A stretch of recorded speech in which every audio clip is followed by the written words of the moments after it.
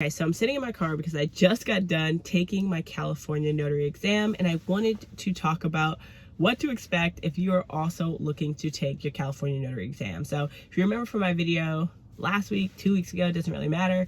I'm going through and becoming a commissioned notary in the state of California, and there's a bunch of steps you have to take. So I'm just documenting what that process is like because there's a lot of people who want to get commissioned in California, and so hopefully I can help kind of answer what that process looks like. And so I've already taken my 6-hour course. And so the next step after taking your 6-hour course is to register for the exam and then of course go take the exam. Now that process was interesting because the exam is done by just one company. It's called like CPS HR Consulting or something like that. I could have totally butchered it, but it's on the Secretary of State website. It's hosted by one company, and what they do is they give you a list of all of the testing locations across the state of California. And so there's testing locations in a bunch of different counties, and they're typically at like a school or they're at like a hotel. And so you'll go and you can look at the list and see when the next one is in your county or a nearby county, and then you can go and you can register for the test. And so I went to look at when the next test was for my county, and I was like, oh, perfect. One's coming up in like a week. I'm just going to take that one. I went to go register, and there was absolutely nothing for my county. Not for this month, not for next month, not for the rest of the year.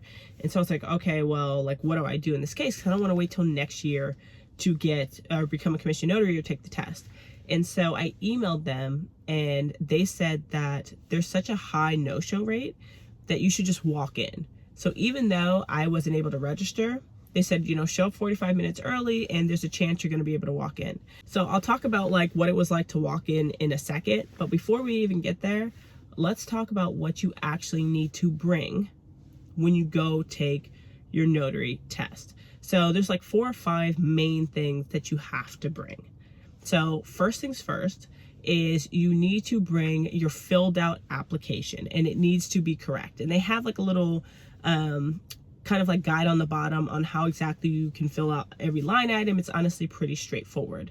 Now, one of the things that's on the application that you do need to go out of your way to get a 2x2 passport photo. So you can go to any place that offers passport photos and get that done. So I went to CVS and they were able to do it same day, and it was like, I don't know, $12 or something like that. So super cheap. You do need to get a passport photo because you have to tape it to that application. Now, along with that application, you have to bring your certificate of completion from the course. So that 6-hour course you took, after you take the course, you get the certificate of completion that's going to have your full name on it. And then you go and you bring that with you to the test to show that you finished that course.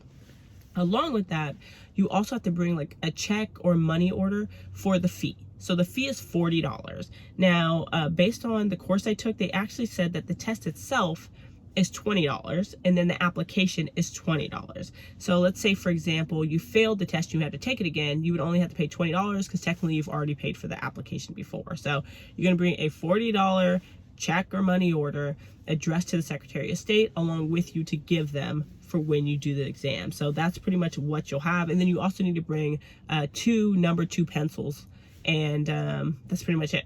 So I gathered all of that stuff up, and I headed to the hotel.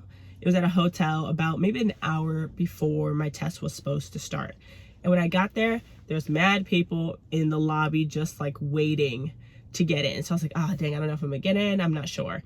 But they had a little list that had people who were non-registered who were waiting to get in. And I was like the first one on the list. So I felt kind of good. And so once the test actually started, maybe 30 minutes before, they start checking people in and registering them to actually get into the test. So they, you know, they took your ID and they took your application and they took your check and your certificate of completion, made sure everything was good to go, and you handed them all of that information, and then you walk into the test from there. And I was able to walk in as well as maybe like almost 10 other people who also weren't registered because, like I said, they have a really high no-show rate. So again, that's something you can do if you aren't able to actually register online to take your test. So once you're in the testing room, there's like little rows of desks. You're the only one within your row because obviously they want privacy, and you're using like an old school Scantron. So you have your little number 2 pencils and you're like writing in on the Scantron, super basic. Now, when it comes to the test, of course, I can't give you like what the actual questions are, but I can give you an idea of like things to pay attention to. So the test is 45 questions and you have an hour to do it. So plenty of time. Like, you should find yourself with plenty of time to be able to do it. They're all multiple choice questions. And trust me when I say that course that you took, that 6-hour course, is going to come in so handy when you go and take that test. You're gonna need it because the questions are, some of them are incredibly straightforward and some of them are a little bit tricky on the wording that they use. So if you're able to take like a practice test or something like that, that's going to be incredibly helpful. So I would say like the 3 or 4 main themes that I feel like were like fees, like how much you could charge, like notary misconduct, like what is the penalty if you like do something you're not supposed to do.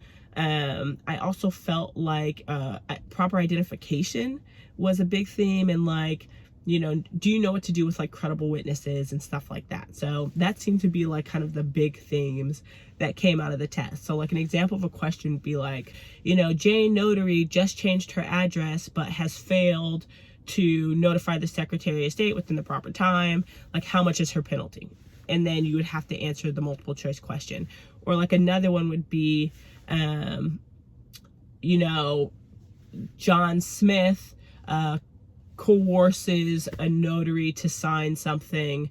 Will he get charged with A, a misdemeanor, B, a felony, C, nothing, whatever. And you have to like answer something like that. So that's like kind of a random example of what would be on the test. So that's kind of the way you have to think about it. And I'm not gonna lie, I felt good. First of all, I think I passed it because you only have to have like a 75.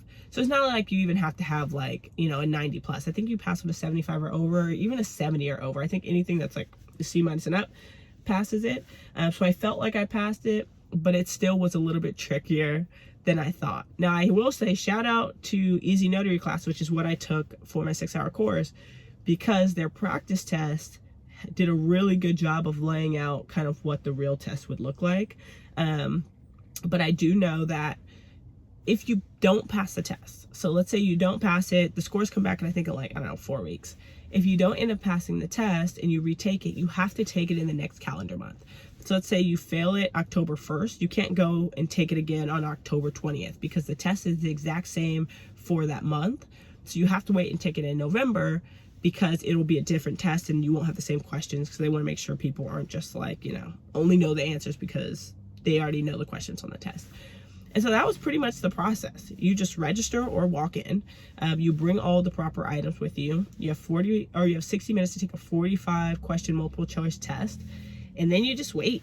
So once I was done with the test, I just left, and now I'm waiting to hear back the score, and then I can move on to the next process, which is getting my fingerprints done, which is essentially what gives me my background check.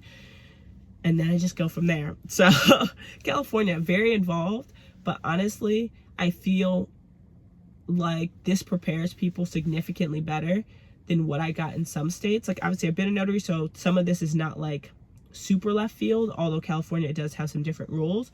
I feel like I'm coming into being a California notary significantly more prepared than I did in Colorado or even Washington, just because it forces you to really kind of know the laws and really study. Like 6 hours is a long course you have to take. And if you can pass the exam, I would say for the most part, you at least generally know how you're supposed to do what you're supposed to do.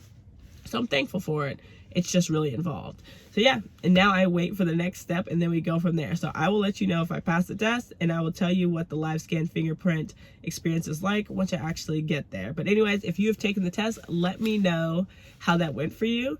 Thank you as always for watching my video. I'll catch you in the next one.